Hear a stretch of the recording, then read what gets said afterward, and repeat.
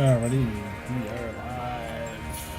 And in the wrong scene, this scene. The live widescreen version. And we're doing what we were doing yesterday for a little bit.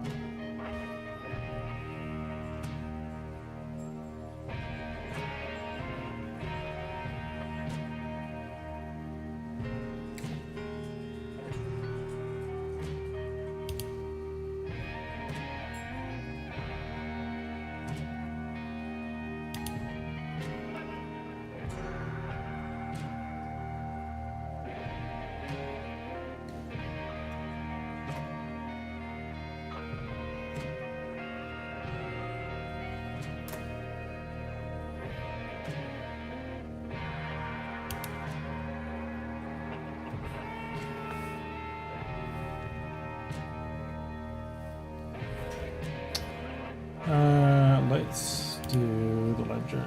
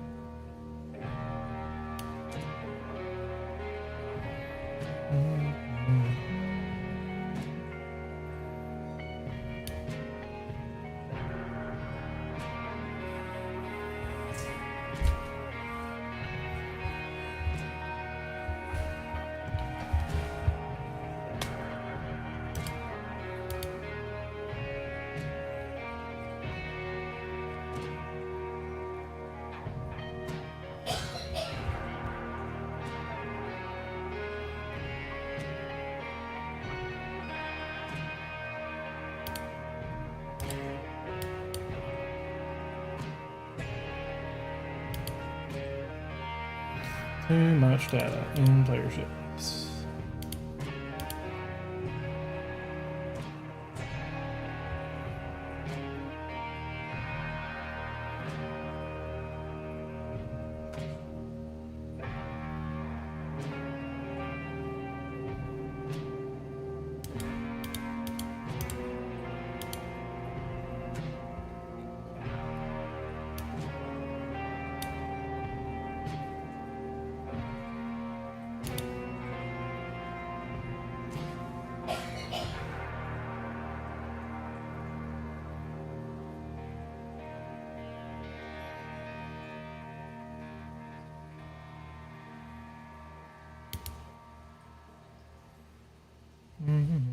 Yeah, there should be a UEC log or something here.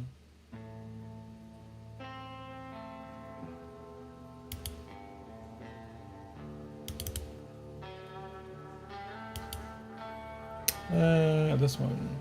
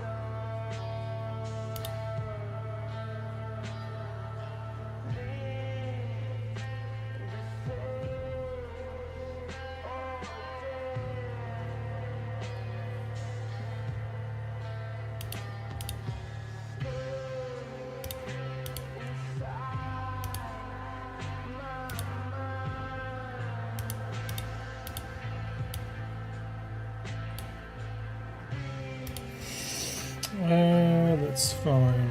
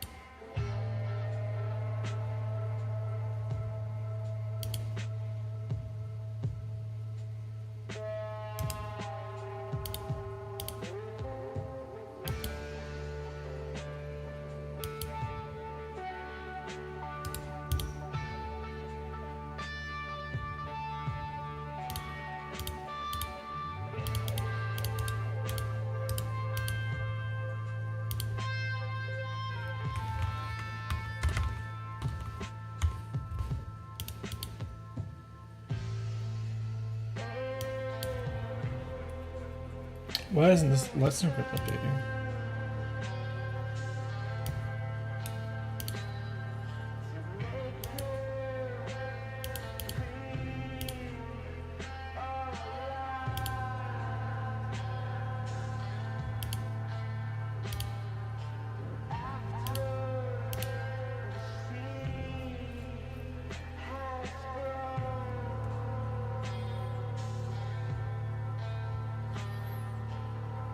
Oh, maybe. No, it's fine.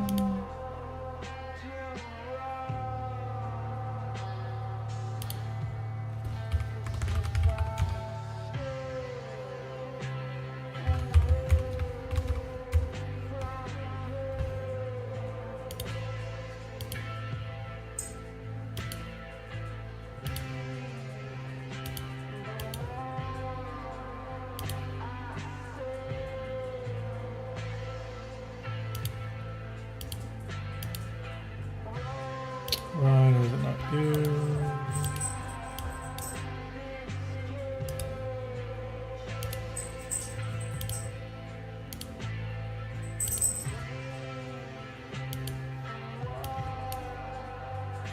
Man, that.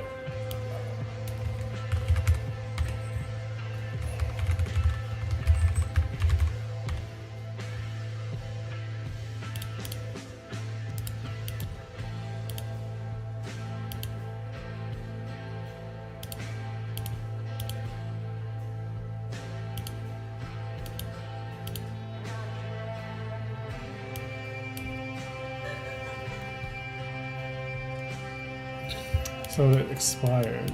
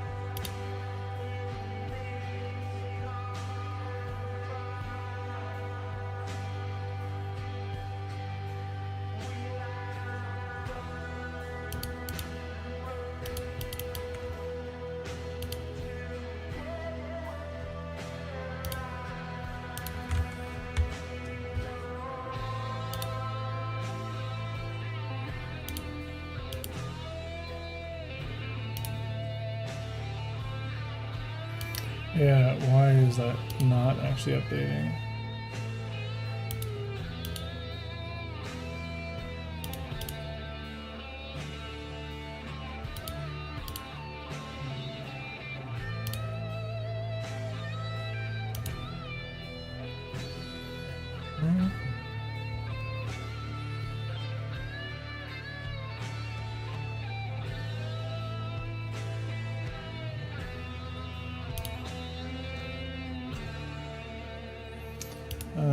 Let me make sure that that's actually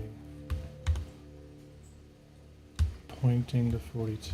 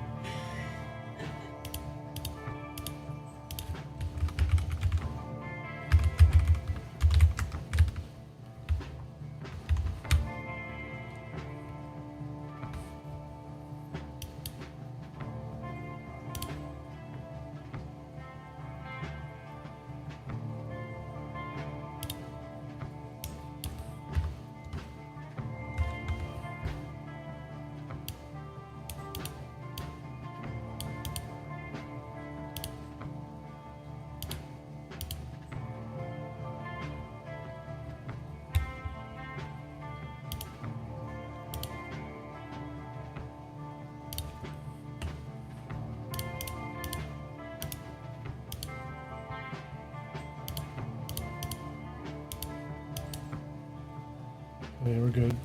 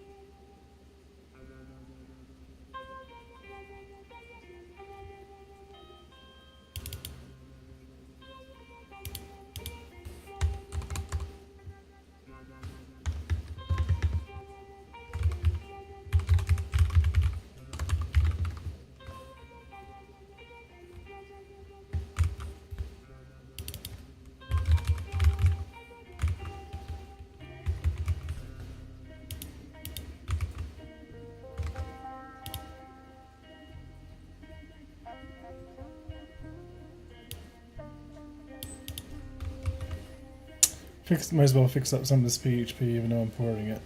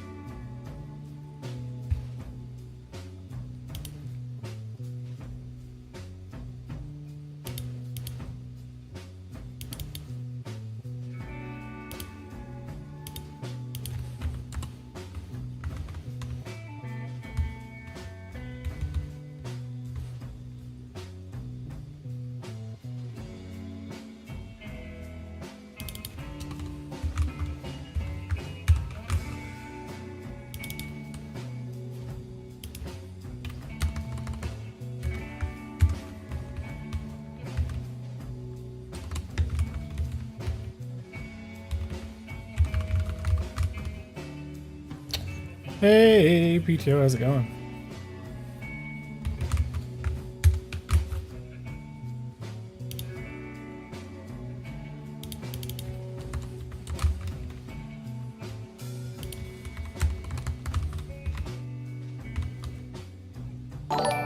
Hey, Fireblazer from Munglow. We're back in PHP land today, working on a rewrite of this API, which is probably boring.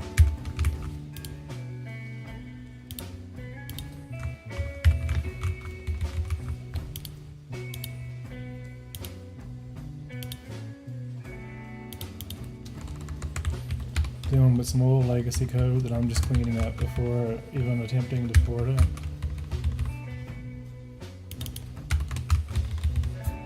There's a method to the madness.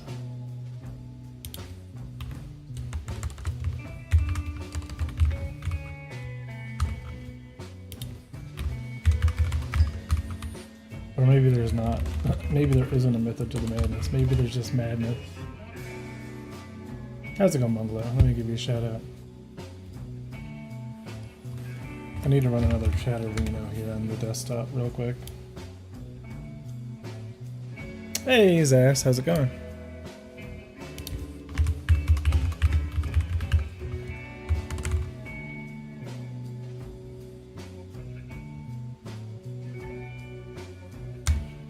I'm gonna say this works. Boop.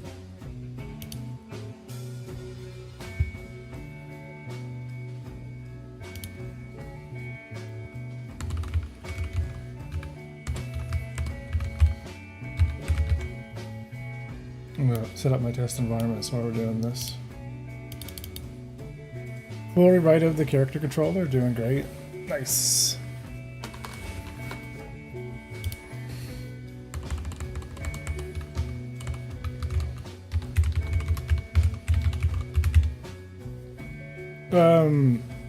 Saz got me on this idea. And now it's 100% physics sim controller. Oh, cool. That's neat. What I'm going to do is I'm going to set up both of these on the proxy manager. And we're going to do dev.galactic. Logistics.net. Put this one on the proxy manager as well.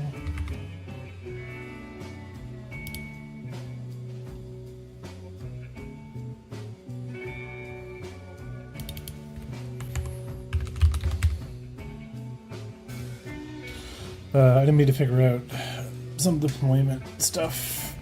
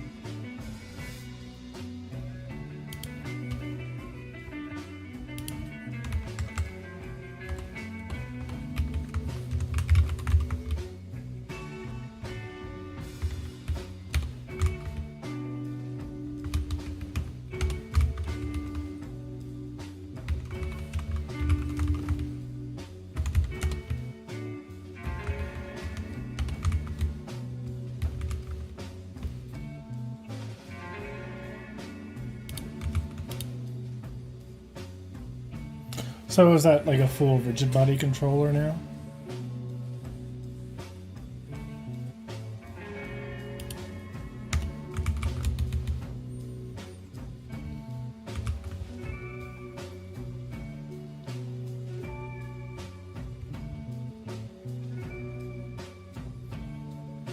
Oh, it was that before? I gotcha. You're just going a bit further with it with the integrate forces.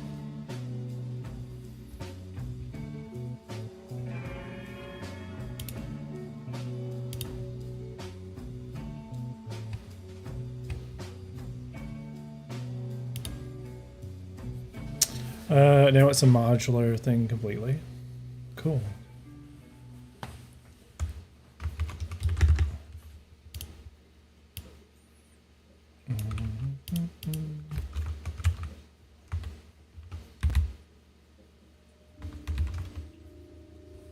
Gravity, friction, dampening, all their own nodes. Oh, that's cool.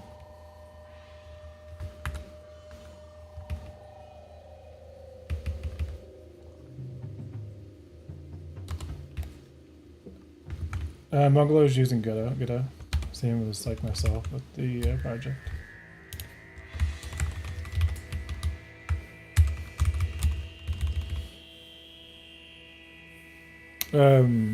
Stick a movement base, avatar base, derived class, and the rigid body, and stack movement listeners. Oh, cool. And it works well so far?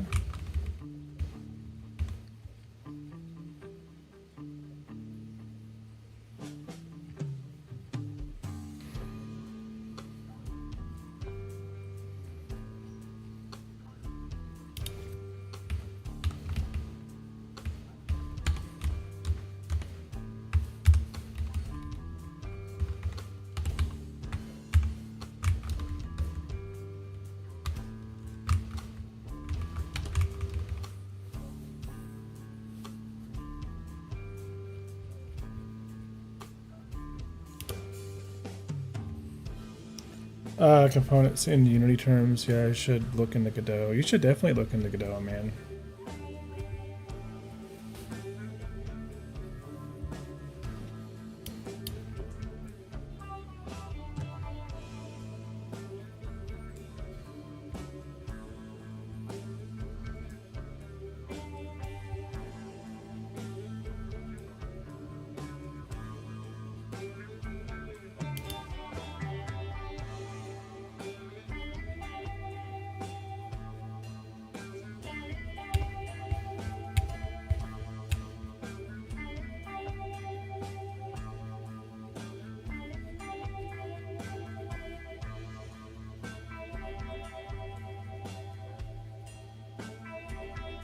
I don't see anywhere here in V1 where I'm actually mapping.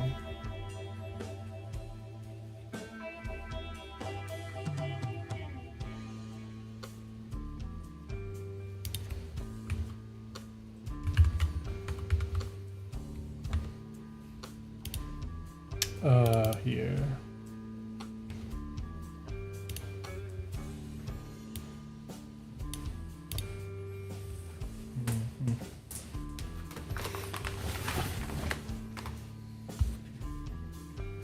What am I using for the ship matrix stuff?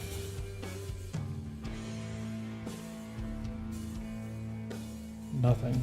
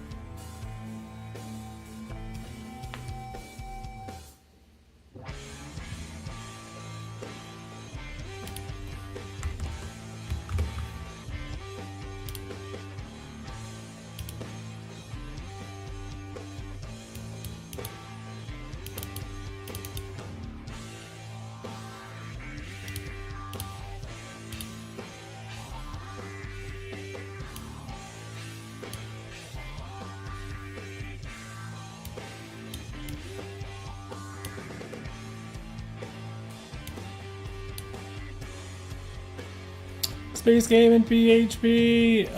No. Today we're doing a, we're retrofitting one of my old Star Citizen tools to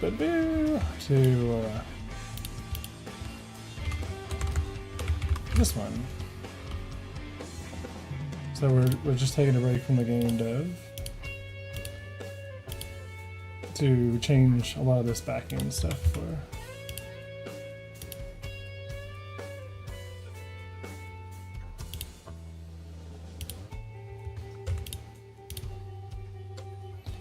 So all of this was originally written in .NET, Bill, and we're pretty much going to be porting a lot of this over to .NET, just to kind of keep it in line with some of the other tooling that I'm working on. And there's already like a rewrite of the bot, like a trading bot that we have, and a few other things. So just to kind of keep it up to date. There's a lot more tooling I want to do for operations and stuff like that for the org that we have in Star Citizen as well, like for managing things. Interesting switch. I use a lot of .NET at work is the issue. So most of the stuff on the back end is pretty much like .NET. So I'm curious to see what the performance benefits would be, especially when doing multiple hop routes, right? Like especially cross system routes. So, you know, .NET should be faster. I know in PHP, like it's all using generators. We're using memcache. We're caching a lot of the route availabilities and stuff like that. So it's pretty quick. But you know, apparently .NET can probably be a bit quicker. So I'm curious to kind of like put them to the test and see kind of where we go with it. You're switching the other way? No, I'm cleaning up PHP code just before I start porting stuff over. Right, because all of this is designed so we can like add chips, keep track of money being made, you know, during an operation, you know, how much money is being made for each person, how does everything need to be divided up, adding players, you know. It's all, you know.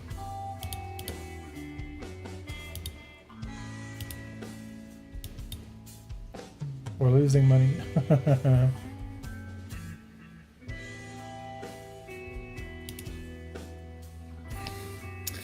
Basically, the RB that you control is also fully simulated, so stumbling around, hitting toes. Oh, cool. That's awesome. Yeah, like some of the search on this stuff is cool. Like, there's a lot of cool things I really liked about the site originally. But there's a lot of stuff as well that's kind of outdated. And I think the biggest one that kind of really kills was the fact that we were using a really nice framework at the time, which is Fomatic.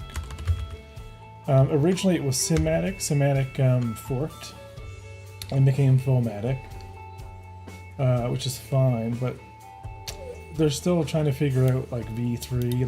Like there's been no development pretty much. I mean, since using this library, I think Tailwind and many other CSS frameworks have just gone circles around it. You know what I mean? There's a lot of cool stuff here. I love the wording, like the semantic styling of this is fantastic, but the theming and whatnot, you know, it's just become dated, you know? It's got some cool stuff, but yeah.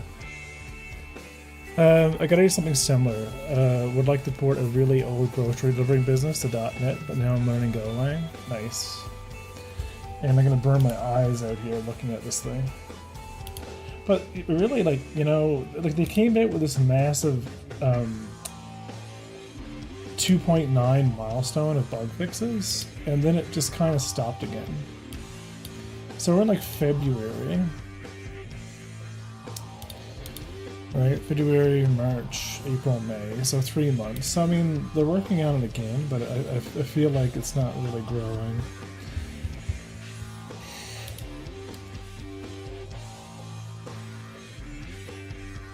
But, you know, neither is Semantic. Because the goal was to kind of, hopefully, Semantic UI itself was going to kind of keep development. And then the fork wouldn't be necessary, but I don't think they've done anything either.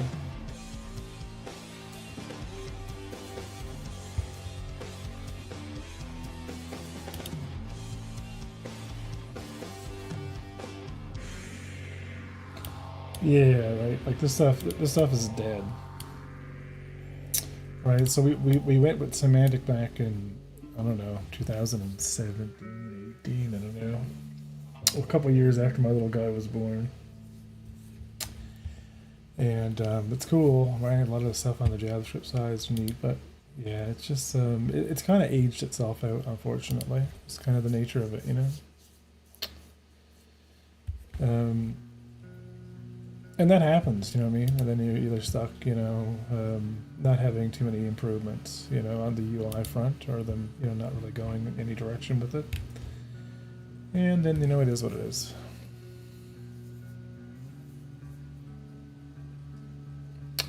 At work, the front end seems to be mostly Angular. I'm not sure yet. I think what I'm going to do initially, I want to get the API fully ported over. I'm not going to spend too much time on it. I might still use my semantic front end that I'm currently using, like just to kind of not have to do anything other than, you know what I mean, like kind of like boilerplate. A lot of this on with probably Blazor, just to kind of get things going. We'll see. I'm not sure yet what I want to go, like how I want to do on the front end yet. I'm going to get the API working first. I'm going to get the new Galog bot using the new API. I hate the Philly nature front end because there's stuff like Razor, like, you know, and then there's also like Godot, you know what I mean, like itself. I want to build a full front end in Godot itself, because I think it'd be really cool, you know what I mean, like to build a full.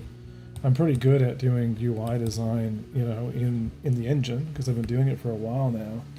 So I think Godot itself could make a very cool you know, mobile version of the site, right? Because I can leverage a lot of the 3D nature. Not that it needs to be any 3D; it could all be controls. You know what I mean? But it's all just using, you know, requests under the hood, and there's a lot of stuff. I've heard about it, but I haven't really looked.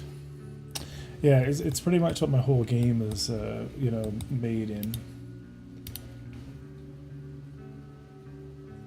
But yeah, you know, because I played around with but back many years ago, I did a mobile app for one of my schools, and we used Xamarin back then, man. And working with XAML, and just like, it was like so much tedium, you know what I mean, just to get like front ends in Xamarin to kind of look agnostic across, like you either had not enough control, because on, you know, iOS it's going to adhere to whatever the default theme is, but it was just it was just annoying. Now things have changed. Like, I haven't played with Maui. I don't know where Maui is now, like on the .NET side of things. Like, you know, people are even using it, or like there's like Blazor WebAssembly that seems kind of cool, but yeah, I don't know. Because I'm recently working with Go, I've also been looking at HTMLX and Tailwind. There was a guy on the Godot Discord who recommended an add-on for Tailwind. It was like, I don't remember now. I need to. Maybe they DM'd me.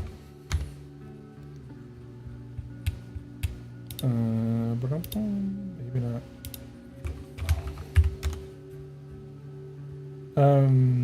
This one. So it's called Chadson.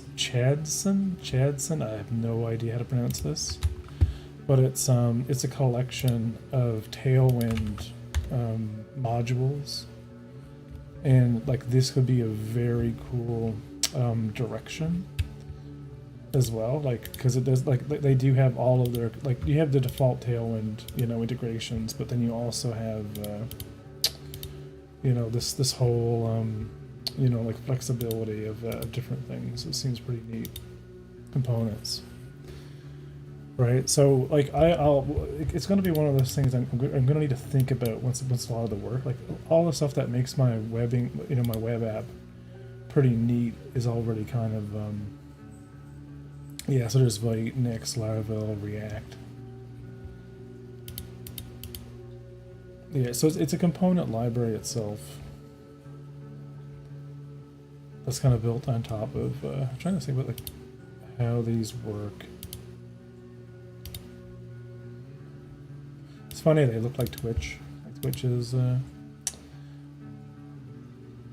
But I do like, you know, like this Tailwind v4, right? So you get all the charts libraries, right? You can easily see even for like a trading app, right? There's a lot of interesting things we could do with this, especially if we're. But as you found, using like 3D stuff leads to future rewrites. If it becomes not using third-party stuff leads to future rewrites. Yeah, that's always like the battle, right? Like that's the issue, right? You do it all manually, and you have total control. But you know, if you don't, then you know, what I mean, you're spending. The cost is going to be like absorbed somewhere, you know. And you know that's always the pain. Right, so it's kind of. So this is one of the component libraries. Yeah, and I'm only like one person, you know what I mean? So, but yeah, this is one of the ones I've been looking at or looking into. Yeah, it seems pretty cool. There's some more stuff in the dashboard. Analytics, maybe. I don't know. Here's a mail example of a full app. You know what I mean? Just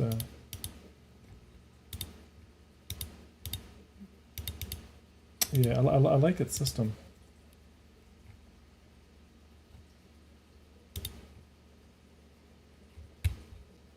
Well, the component stuff seems pretty cool.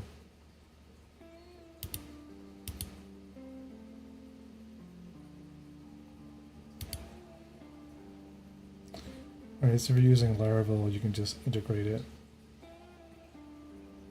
Or just manual.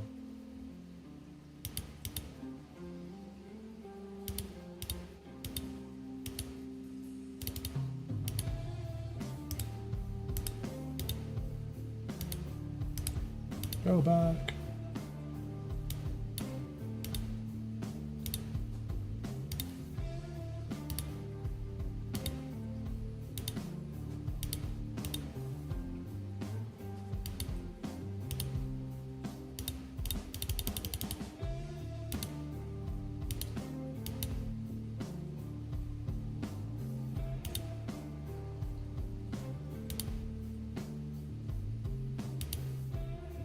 Just going through them just for my own interests. Oh, toast support. Which you can't see. I'm grappling the calendar widget. Seems hardest to create. Yeah, for calendar stuff, I ended up manually just using the full calendar.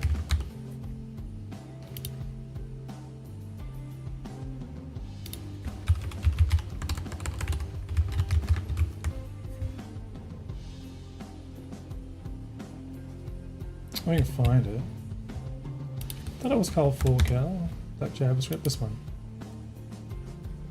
Alright, so this is the one, the open source version of full calendar. Ended up being one of the best, you know, that we've seen. And it has all the hooks. You can actually see it in action. Let me go to... Yeah, here under our org events. So like this is the calendar. I don't have any events today. But it has all drag and drop support. It's pretty good. Full calendar is pretty good. There's a mini version of it here under like events. So like, right, there's like a mini version of it. And then we have, if there are operations on that day, then they show up. GLFH, lunch is served. Be back later if you're still around. Oh yeah, I'll be around. Yeah, so hopefully that helps, you know? Right, because I try to find some pure JavaScript or jQuery oriented solutions, you know, in the past, but, you know. But it's MIT licensed, full calendar.io, and like everything, they seem to love putting commercial shit, you know what I mean, into it to, you know, try to upsell it. Or limiting specific features from the open source version. Which is, you know, the way of things. But it works fine, right? It's just standard vanilla JavaScript.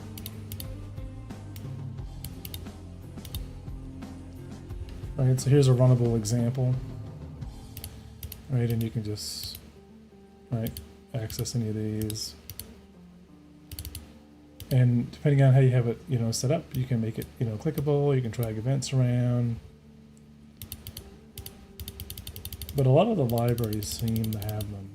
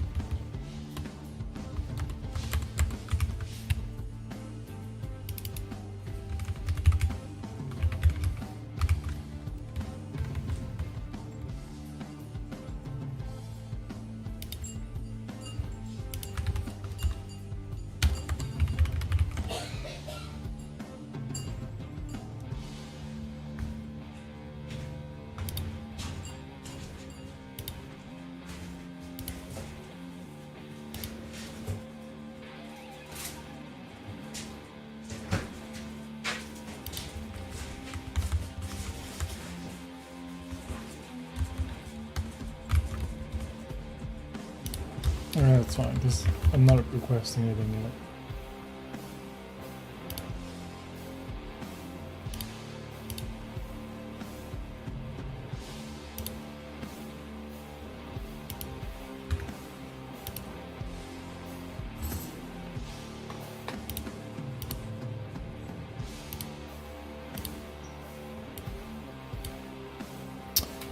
How's the work going? It's going pretty good, Steve. I was gonna do the ships endpoint for all ships, and then the, like, you know, the individual ones, but I think the item port stuff, like, that I was working on is still stressful. What is? I think the item port stuff is too old, and probably not gonna worry too much about it until the SSD restart. Nah, I think I'm pretty good with that now.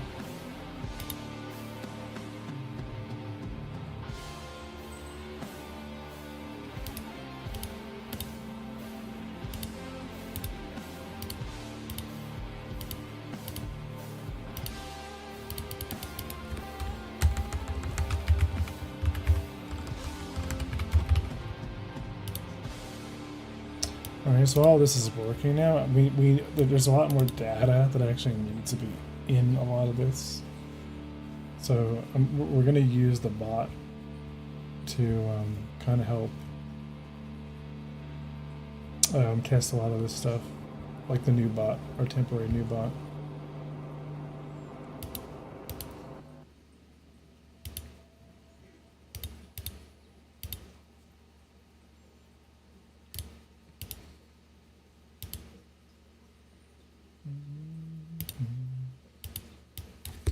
Yeah, I don't think this works yet. Does it? HDMS as that.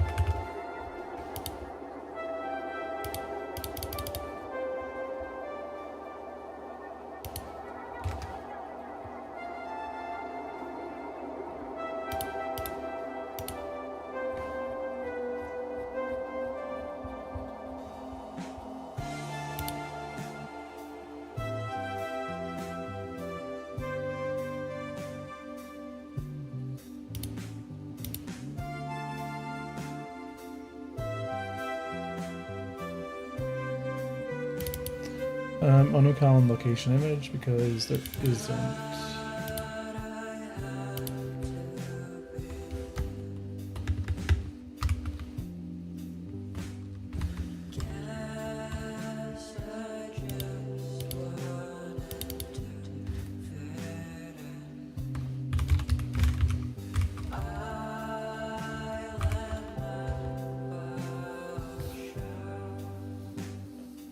Debugging takes so long. Not really.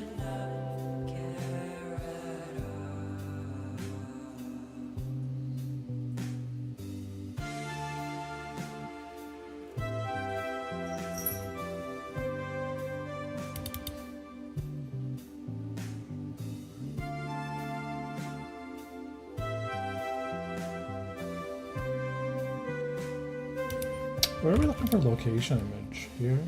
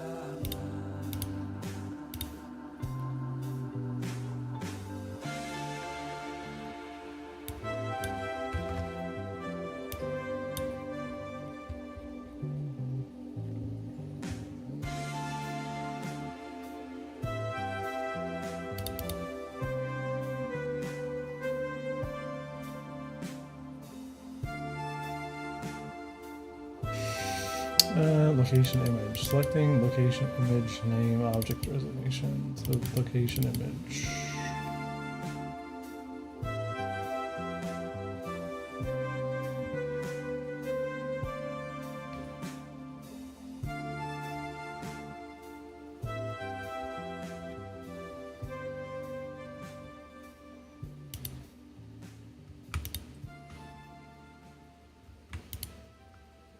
Yeah, I don't think I'm actually selecting this. Locations on image, add image.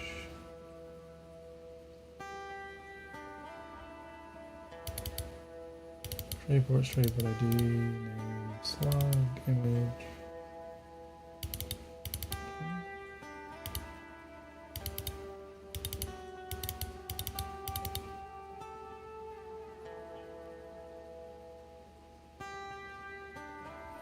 Yeah, we should only really be looking for nothing. Access and a message. Responsive name, image, slug.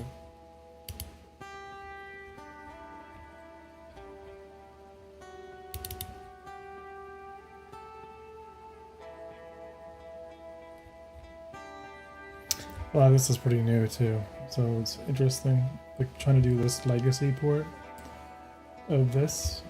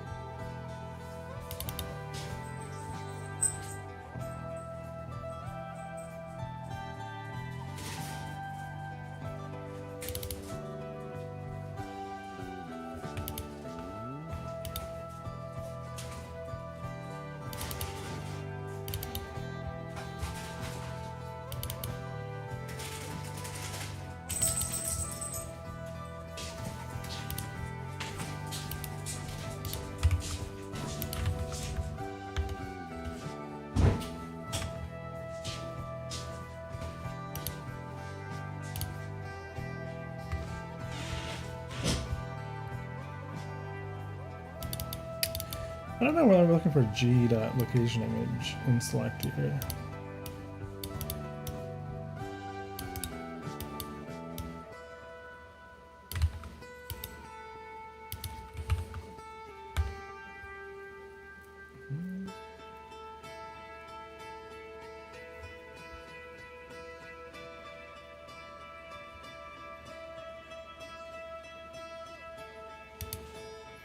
Because we're not selecting that anywhere at all.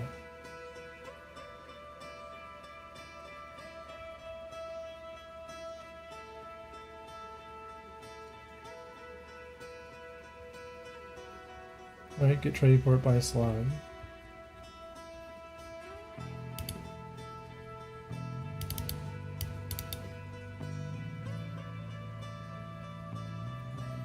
Just DTR response.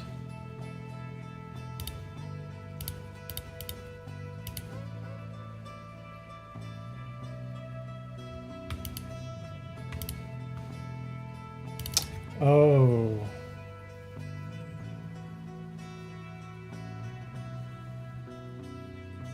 Project designation, location image.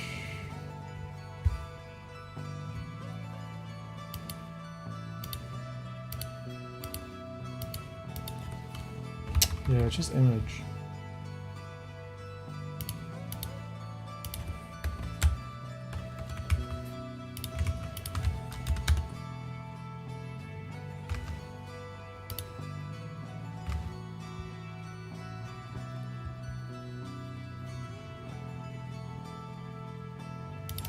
Object designation. Yeah, these are supposed to be system object. Object icon, object designation.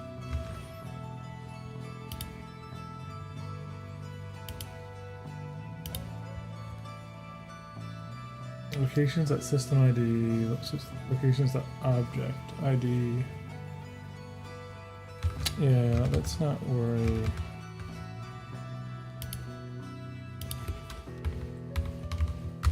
So just move this from the DTO.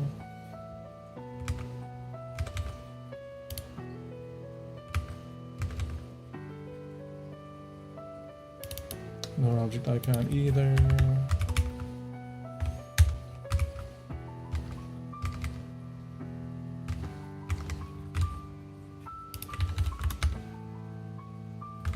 A lot of stuff in here missing.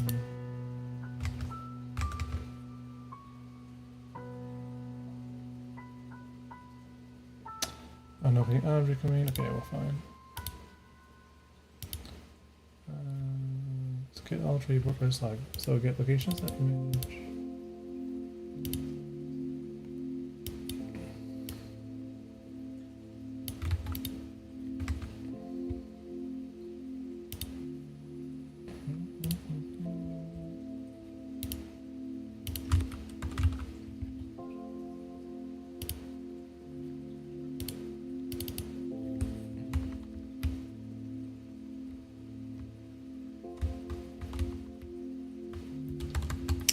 HTMS. Is that?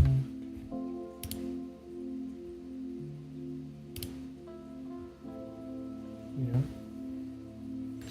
So we need to actually clean this up.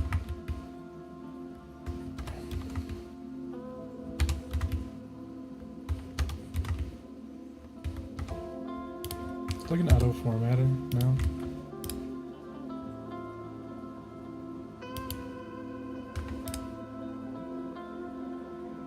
No auto format, layout, cleanup, format.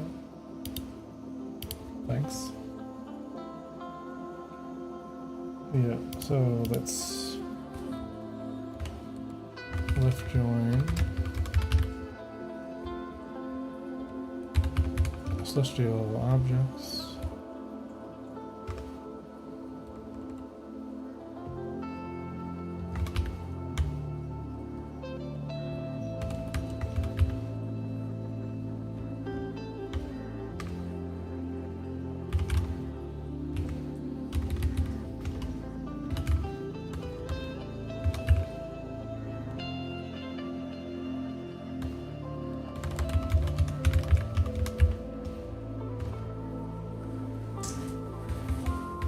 What does let me wait? What is wrong with typing it out?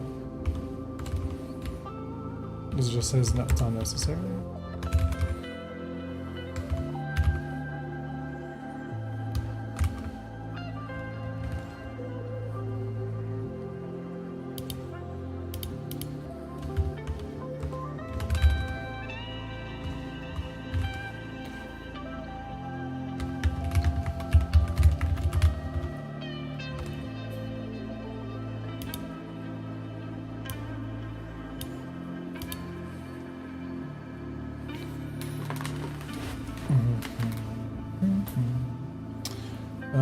project name, object slug.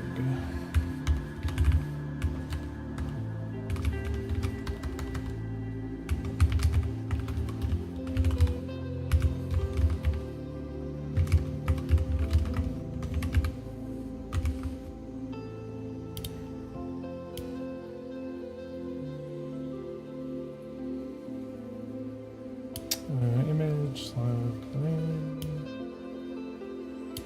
and the icon.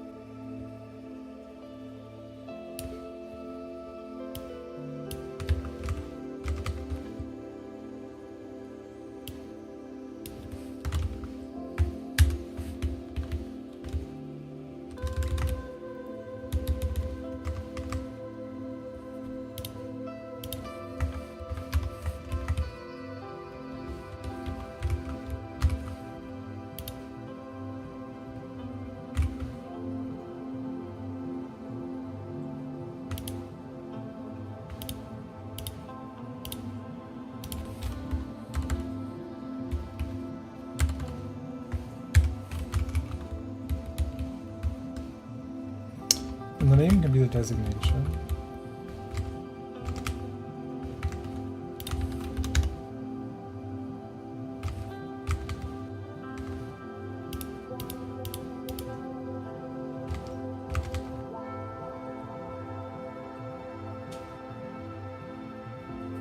System name.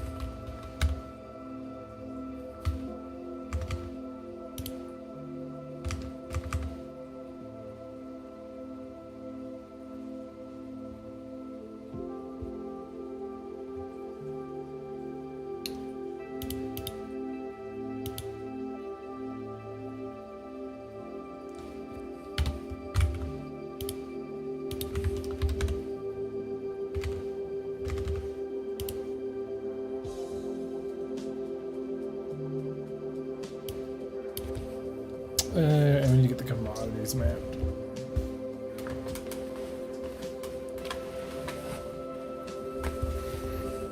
Gazdak,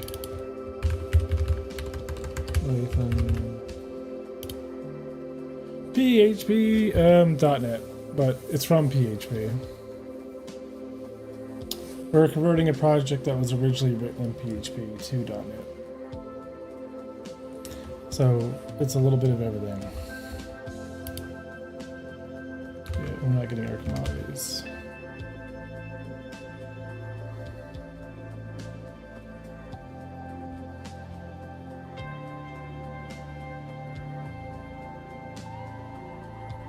Do you work on this game?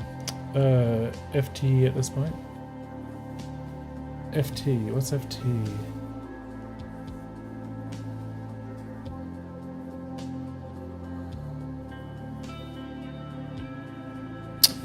My game, like this is right now we're working on just a website for Star Citizen for trading. Context, this is the trading website for buying and selling things in Star Citizen. For my own game, Unforgiven Space, I work on it part-time. I try to do near full-time hours, so 25, 35 hours a week. Working on Unforgiven Space, so it's yeah, I'm looking to hire someone like part-time as well for art, so eventually, you know what I mean, like eventually the art will come, but we do still play a bit of Star Citizen, you know, while I've been working on the game. So it's been a while since a lot of these tools have been updated. So that's what I've been doing. Take a break from the game dev just for the a few days while I'm on my break, and see if we can update some of this data.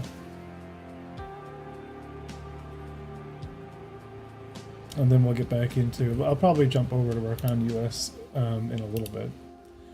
Yeah, like I have a whole like chat thing. This is all like terrible, right? Like, but pure WebSocket support. Like a lot of this stuff is rough. But I want to get this operations thing kind of like up and running again on the .NET version, and make this stuff a little bit easier to use. So that's kind of the idea. So that's what this tool is all about. It's just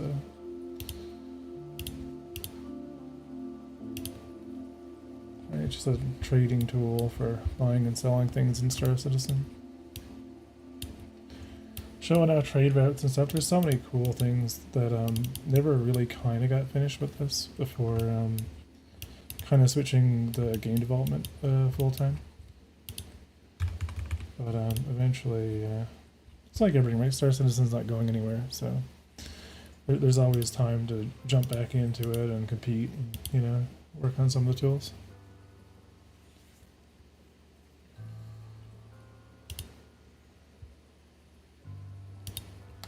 Right, so this is going to be the say doing work for Star Citizen tooling. Yep, this is a call it a community site, right? For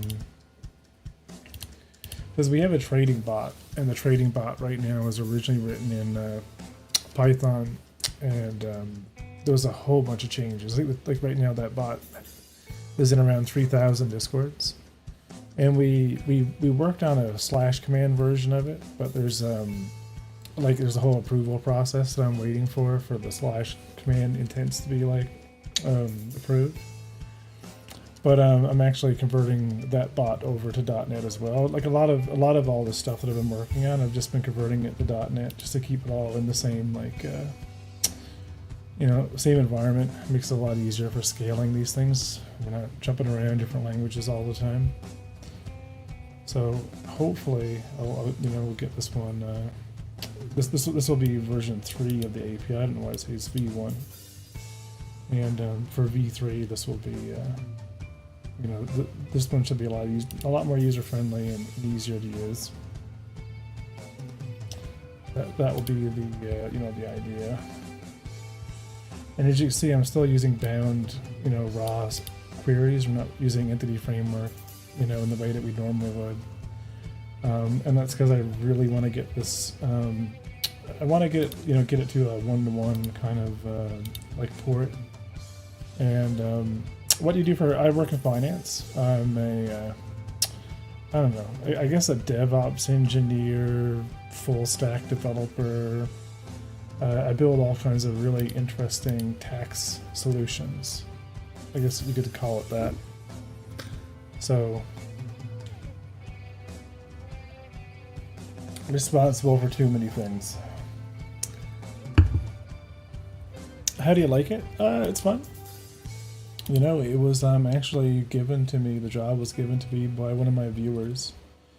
He was watching me work on Unforgiven Space for 2 years. Right? Just me working on my game, you know what I mean? For 2 years was a pretty good, show of experience, I guess. For my own ability to manage ridiculously long scale projects, I guess. And yeah, it was pretty good.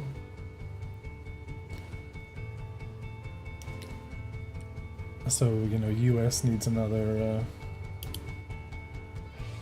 Right, so this is my game, Unforgiven Space, which is like a space trucking, sci-fi soap opera with all modular components and all that jazz. This is just one of the test worlds. It's all multiplayer. Offers a whole bunch of modularity. And we'll go over it more later on. But I enjoy it. You know, it's different, right? Like you have to kind of enjoy working with large numbers. Lots of data. You like data. But it's cool, you know.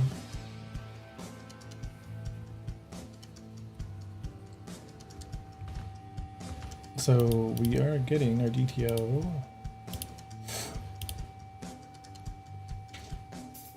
But we're not getting our queries.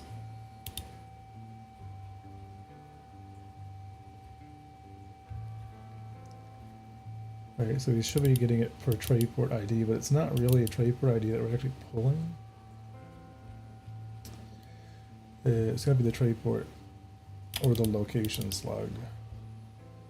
Right, there's a lot of old queries here that are kind of dumb and not very smart. It's nice to be able to focus and code for a long time. Yeah, and for a while, like I used to work in education, right? Like that was my background. I worked in education for 18 years, you know what I mean? And, you know, now that I'm, you know, just focused on, you know, like just doing kind of like one thing or so at work, you know, I can kind of, and I work remote, right? So I can transition very quickly into game dev, you know what I mean? And kind of work on some of the other projects. Yeah, having little kids, you know, I do have a little guy, and he does absolutely throw a wrench into things. Yeah, so like this query here, right? I could go in for hours and like how to optimize some of these queries and stuff. Like you know, the interesting thing about a lot of this, you know, is this was written. A lot of this comes from 2015. You know, I started prototyping Galog. You know, when Star Citizen never even had planets. You know what I mean? I was using the landing locations from lore, you know, at the time that, you know, I started kind of prototyping this stuff. And, right, so it's very old and very, you know, like, you know, there's a lot, you know, it needs to be kind of eventually migrate over to Postgres. There's a lot of like optimization. Do you spend a lot of money in Star Citizen? Probably 4,000. I think I'm about $4,000 in SC right now. Pretty invested. And we have our own org as well in SC, and the org's at almost 700 people. So I mean, do you need to spend that much money on SC? No, you can just buy a starter package. I would highly recommend just buying a starter package, but you know. Yeah, so in P1, yeah, see, we need to join on locations, but we're really doing location.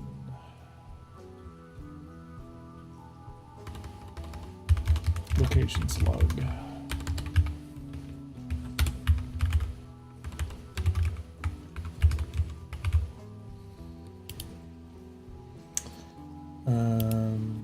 So what am I joining locations as? L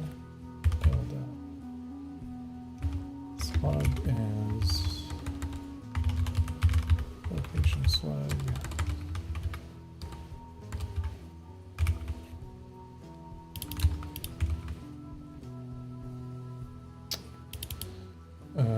P1 is the join.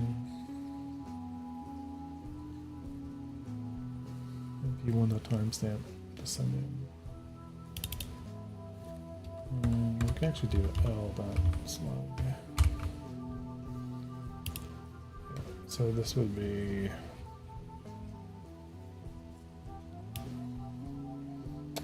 everything on Bedstack. Bought and sold.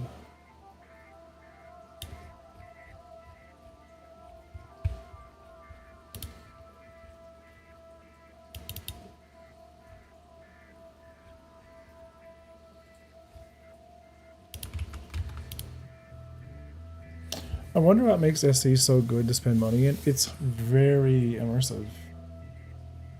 Is your game to compete with SC? So my game was created just in frustration with how long a lot of the things were taking in SC.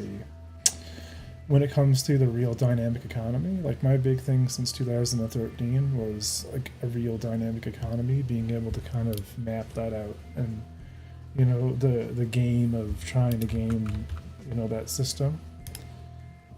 So one of the first things I started doing in the early days of, you know, Galog was, let me show you.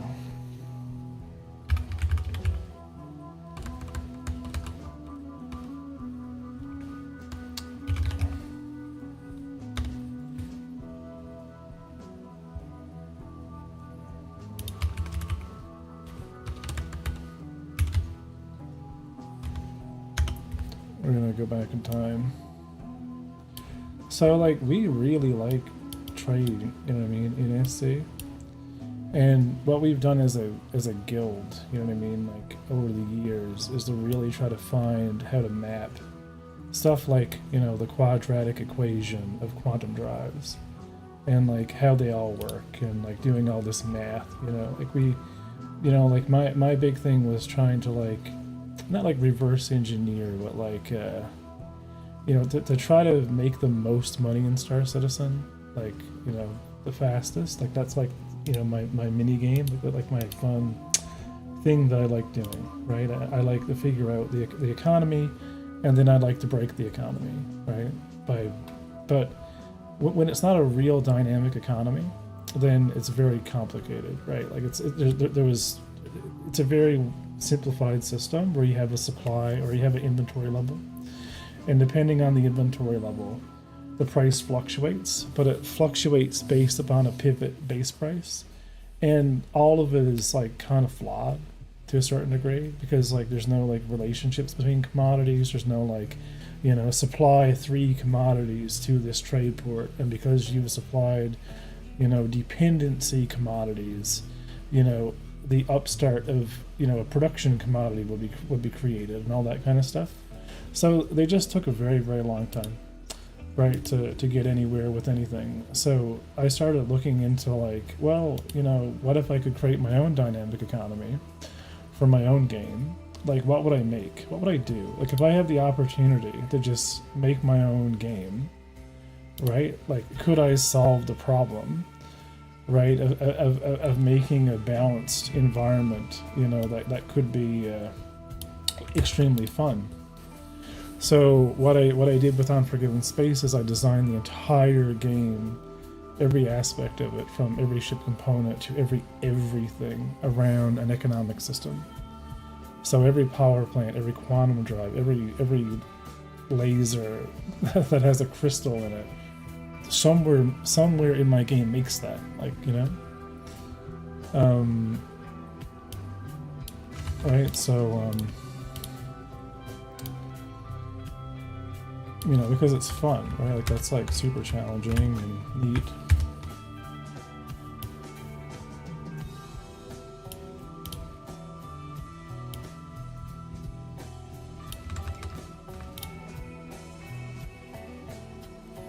So you're doing a lot of like mining, economic modeling.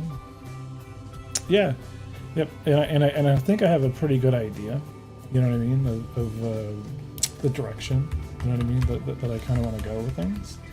I've definitely put the homework in, and it just needs to prove itself. You know what I mean? That's it. And it will prove itself when players just play it, and you know, it either succeeds or it doesn't.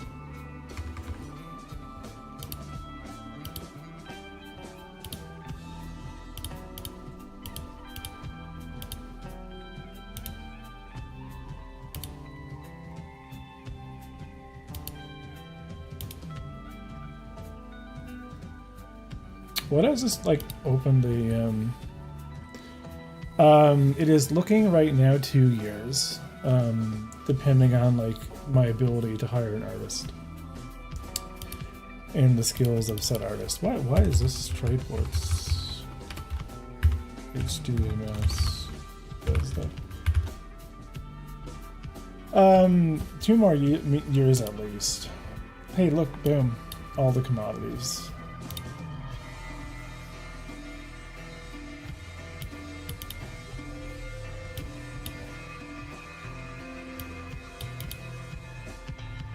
Now we're on like dev. So let's do HTMS Python.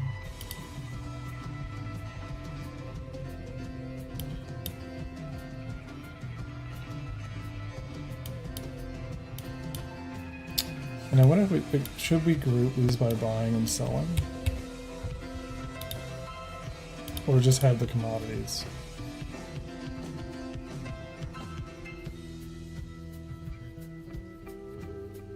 Lathe and Hadney, processed foods.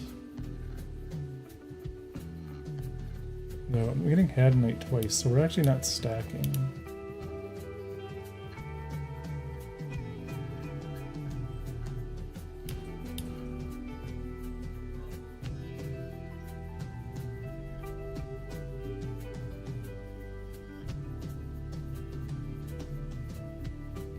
Because we should be sorting these by max.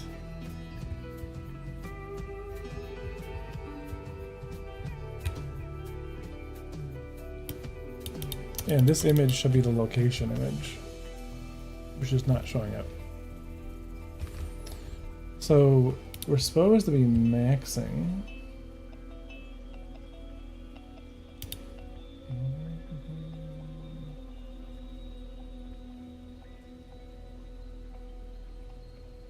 All right, grouping by commodity ID on.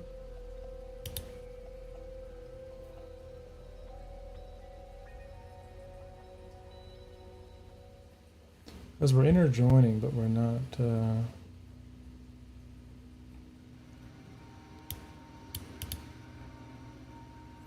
We're not maxing on timestamp.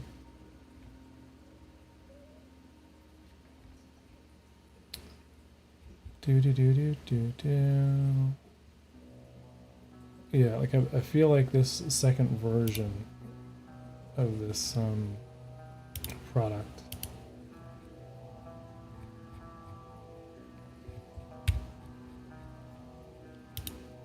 Let's go to V1.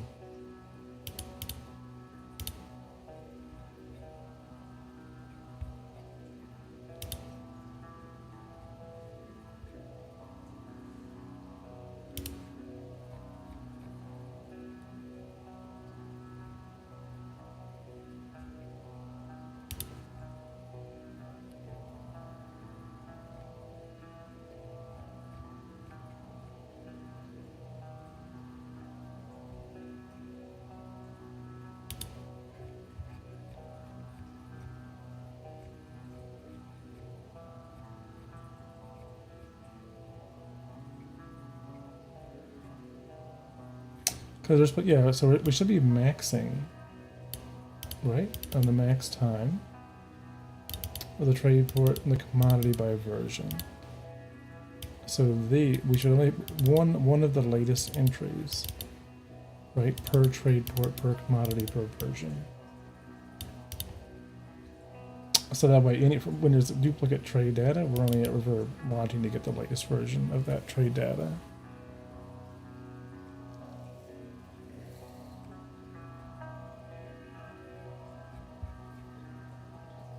I don't know where that stands in line with what we were just doing.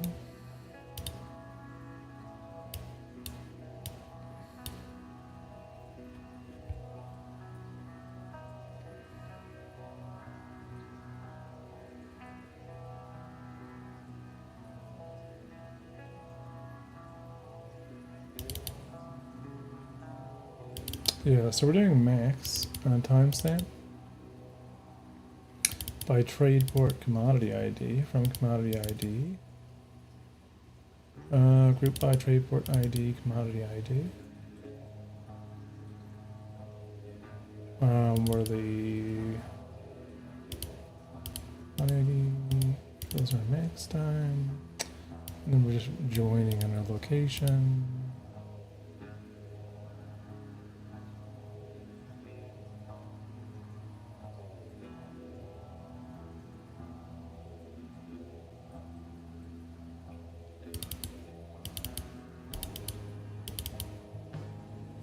Right where that timestamp was greater.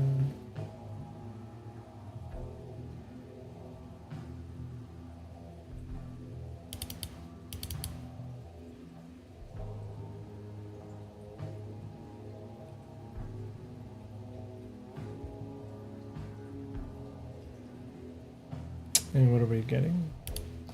It must be the mapped availabilities or something.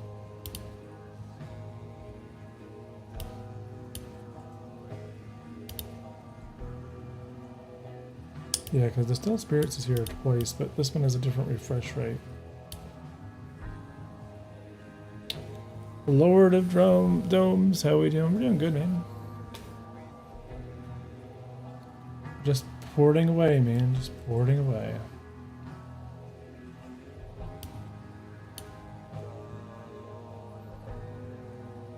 No. We're working on Galog stuff.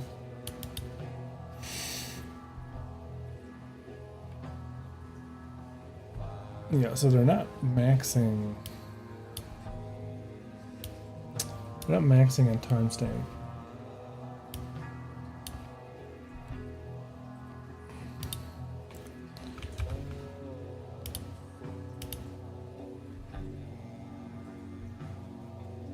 Why is this that out of date? It's from dev.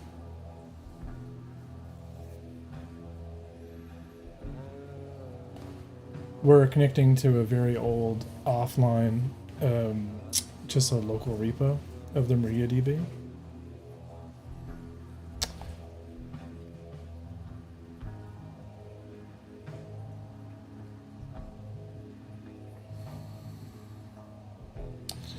Yep. AKA MySQL. What are you doing to yourself? Dude, I don't know. Go back and talk to 2017 me when I made this thing.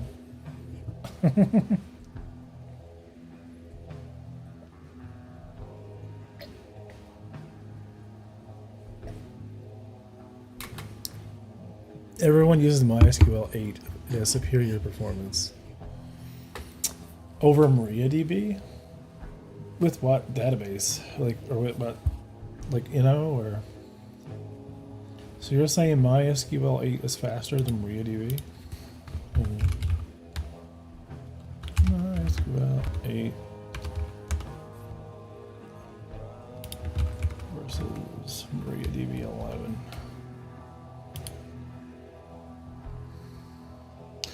Well, that's by MariaDB, so that's going to be totally off.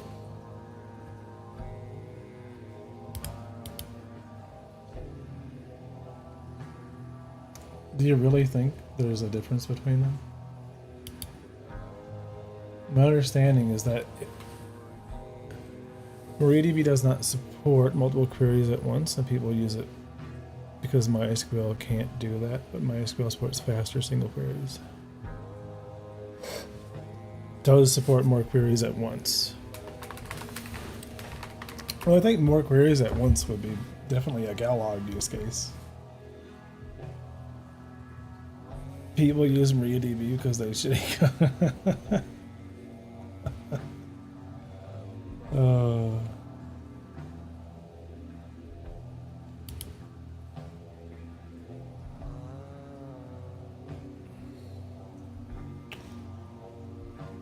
Efficiency. There's no efficiency here, Bob. We have no efficiency. For your use case, is there any performance difference? I mean, for Galog, not really. I don't see a performance difference. Maybe when we're doing like multiple systems or something like that, like multiple star systems, like, you know, when the n to the power of n becomes a little bit more insane. But I don't know.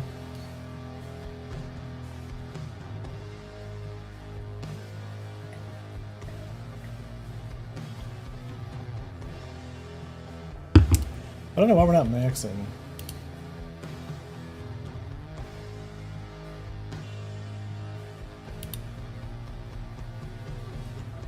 Yo, what's up? That trade port one? Oh my god. Lots of left joins. Bob's like having a heart attack. So many joins, yep. Lots of joins.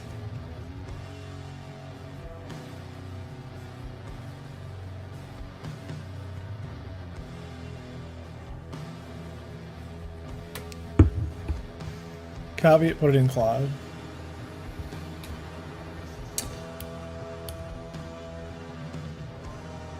As for more efficient, yeah, I'm not going to go down that road yet. Why do you need all this data? Because everything is all tied. You know, like a trade port is literally a part. What do you need an ID?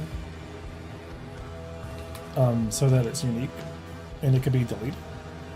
I mean, it could be a GUID, you know.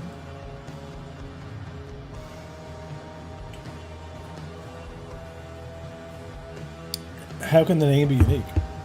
What name? This is the list of all reported trade prices. You can't delete all tungsten.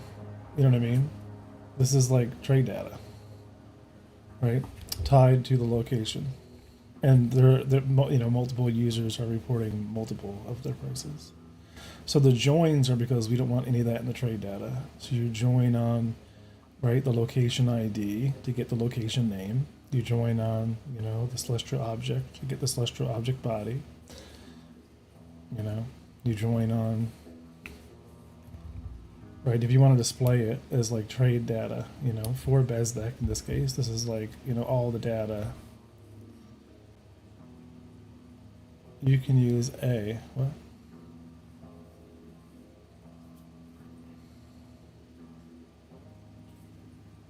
You could use a condition. Indexes are still going to be faster than having to go through all the data, even with joins. I don't think it matters.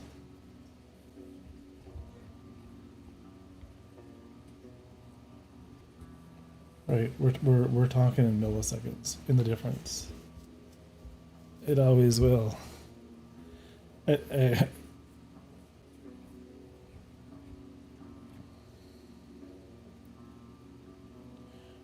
Wait, why are all the timestamps on this the same? It compounds, maybe. Yeah, why is this time, like, why are the timestamps here all literally the same?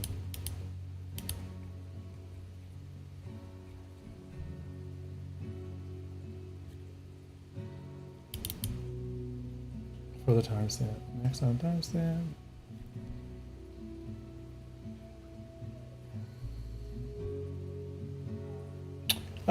They weren't though.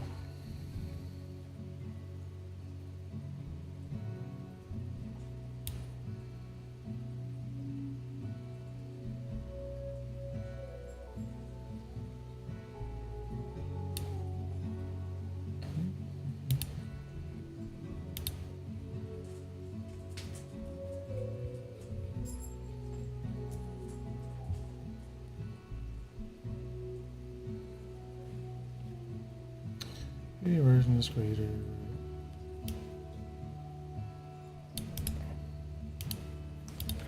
And run this one.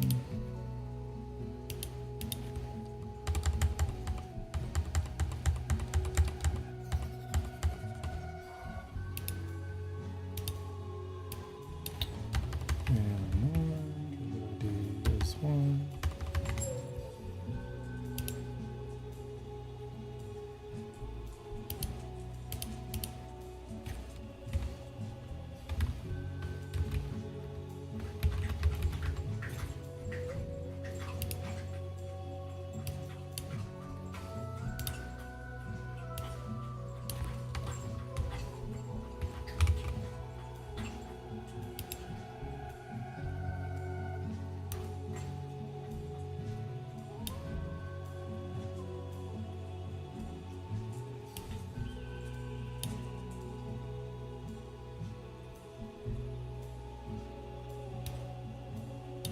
Okay, so they're working there.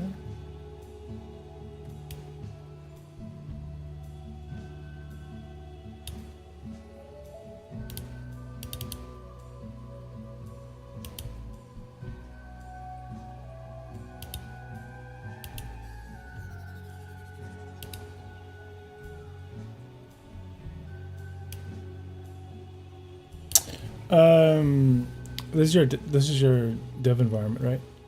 Yeah. This is the dev environment.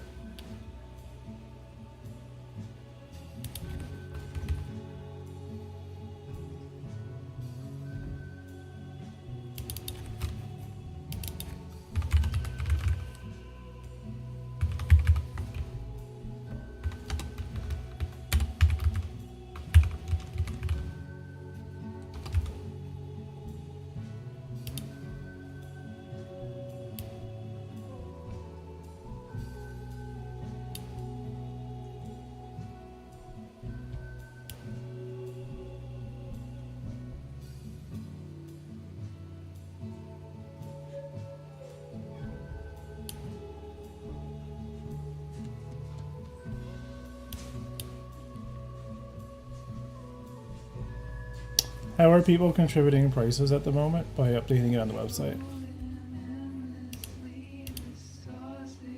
Same way as normal.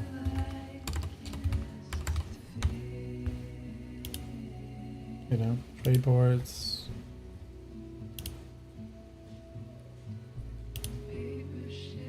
Update the prices.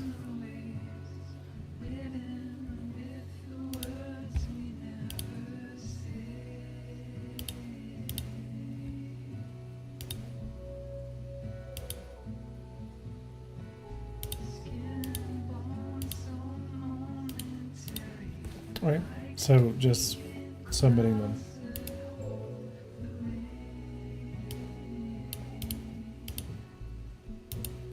I don't know, we have a lot of locations that don't actually have trade data, but they're just in.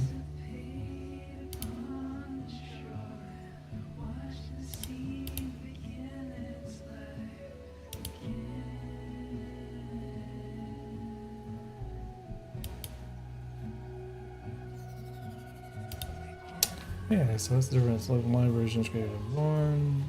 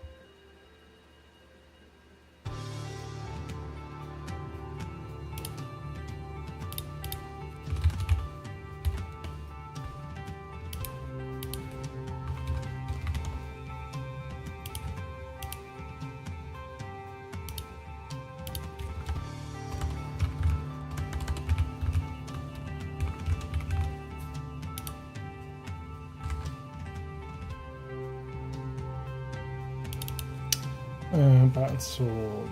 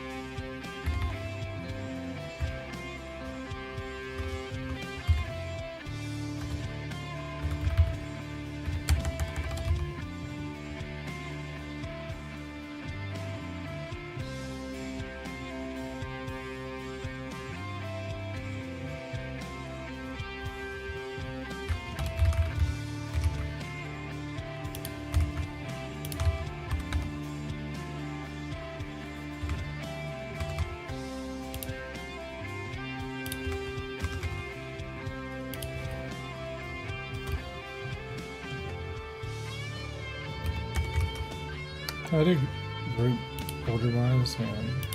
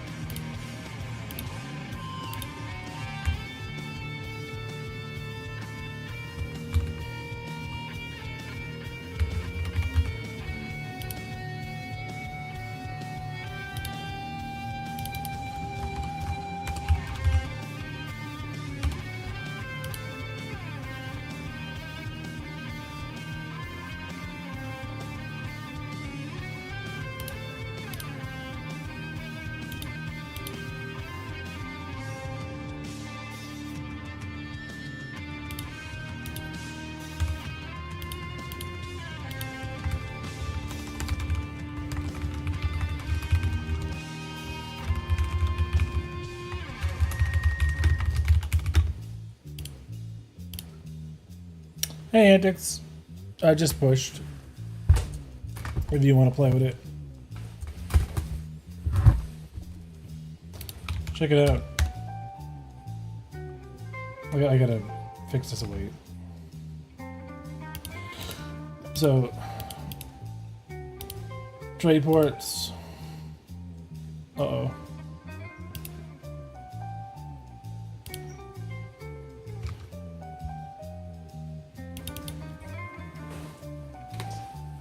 Hang on a second. Speak too soon.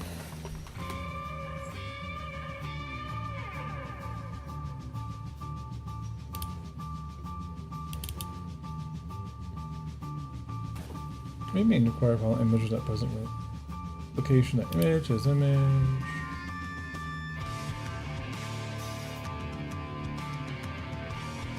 Oh.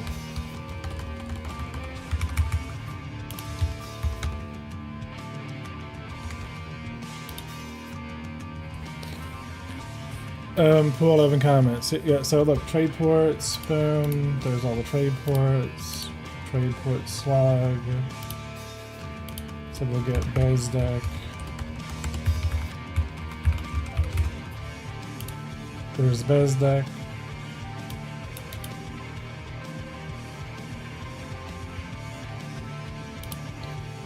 Operation, so ships.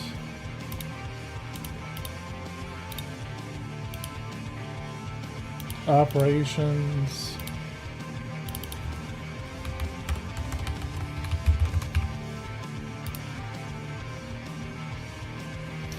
So anyway, that's that.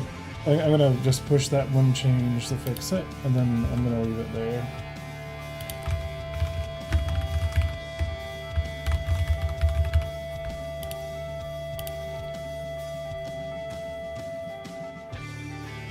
The code is so simple and clean also. Yeah, pretty much.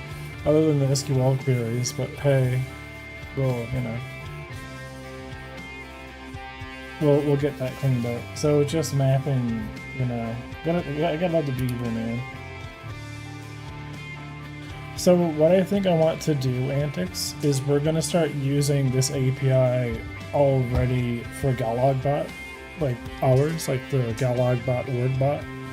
So we can integrate operations and stuff. So that way we have a, like, you know, because that version that we're running is only dev anyway, right? It's only like, you know, dev version.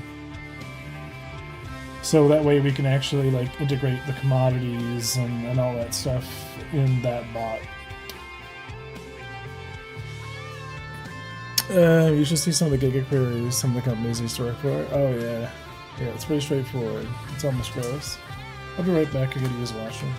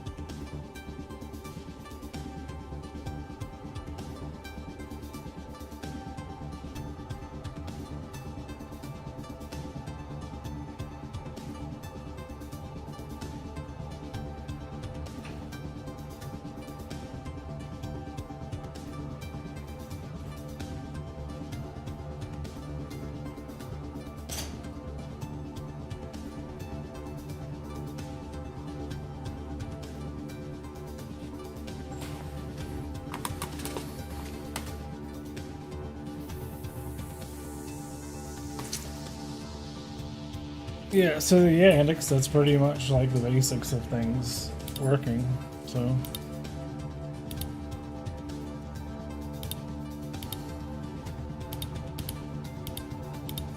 Gonna need a lot of cleanup. I think I actually need to start pulling stuff from the site code base, but overall, pretty good. All the other contexts are there. Oh.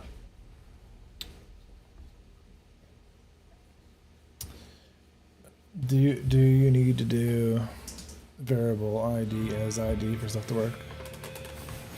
It depends on the table. So there are some tables, right, that right, like celestial objects, I think, is one, or trade ports, like, 'cause these were like the first tables created, right? Like trade port is trade port ID, and not ID, right?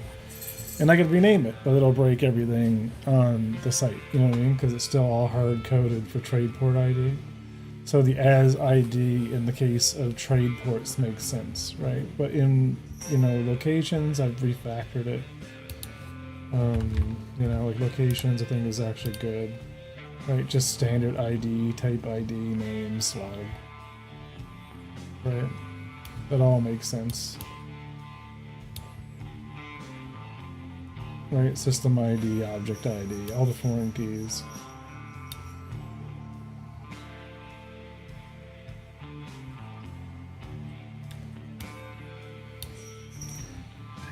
So one of the features I think I'd want to get done is the ledger, because we use the ledger a ton, and the ledger is actually, it has some user data, so that's one thing I need to kind of deal with, but it's the user UEC, which is just simple, just a literal time-based ledger for keeping track of your profits.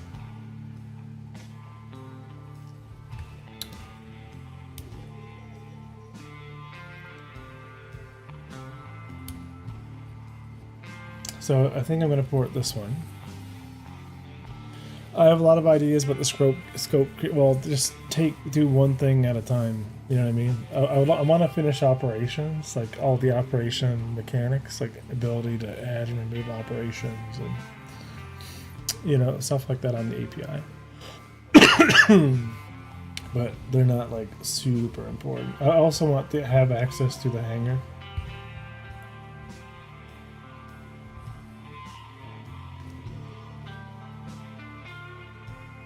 I obviously does pages, but yeah. The default one gives you like a full, test site.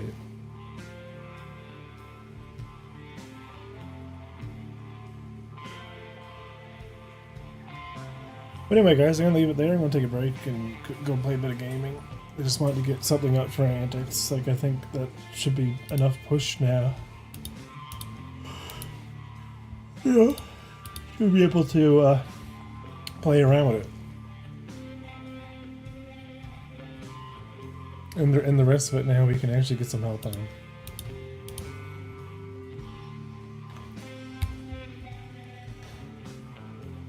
So I'll leave it here, jump off.